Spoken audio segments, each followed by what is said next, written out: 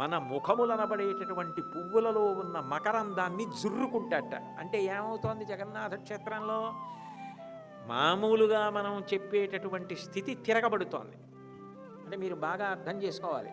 తిరగబడడం అంటే మనం ఏం చేస్తాం? భగవంతుడి యొక్క అంగప్రత్యంగములు చెప్పినప్పుడు ముఖారవిందం అంటాం. ఆయన ముఖము పద్మము, హస్తారవిందం చెయ్యి పద్మము, పాదారవిందం పాదములు పద్మములు.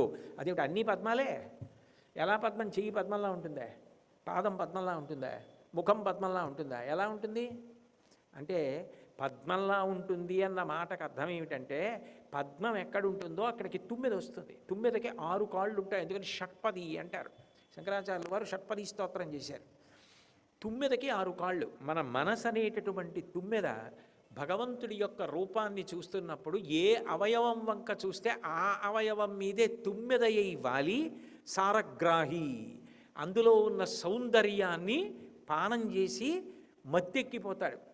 అంబుజోదర దివ్యపాదార వింద చింతనామృతపాన విశేషమత చిత్తమేరీతి ఇతర విషయంబు చేర నేర్చు వినిత గుణశీల మాటలు వేయునేలా అంటాడు ప్రహ్లాదుడు. ఆయన పాదాల వంక చూస్తే పరమానందం. వెంకటాచలపతి దివ్యహస్తం చూస్తే పరమానందం. కటిహస్తం చూస్తే పరమానందం. శ్రీదేవి భూదేవి ఉబ్బెత్తుగా ముందుకొచ్చి కనపడితే పరమానందం. ఆయన కిరీటం కనపడితే పరమానందం. తోమాల కనపడితే పరమానందం. ఆయన నందక ఖడ్గం కనపడితే పరమానందం. పాదాల మీద తొడుగులు కనపడితే పరమానందం. ఆయన పట్టుబట్ట కనపడితే పరమానందం. ఏది కనపడితే దాని మీద షట్పది అయి మనసు నిలబడి మకరందాన్ని తాగుతోంది. అందులోంచి ఆనంద ఘనమైన. అంటే భక్తిలో ఏమవుతుందంటే మన మనసు తుమ్మెదయ్యి భగవంతుడి యొక్క అంగప్రత్యంగములన్న పద్మముల మీద వాలి తేనె తాగుతుంది. జగన్నాథుడి దగ్గరికి వెళ్ళేటప్పటికీ మనం తాగడం కాదు, అలా ఆయన్ని చూసి మనం ఆనందపడిపోతుంటే మన ముఖమన్న పద్మంలో ఉన్న భక్తి అన్న తేనె తాగడానికి ఆయన వచ్చి జుర్రుకుంటాట. మామూలుగా ఏదో 9 వాళ్ళకి తాగి వెళ్ళిపోతాడు. జుర్రుకుని ఆస్వాద మధుప. అబ్బా ఏమి భక్తిరా, ఎంత కష్టపడొచ్చావురా.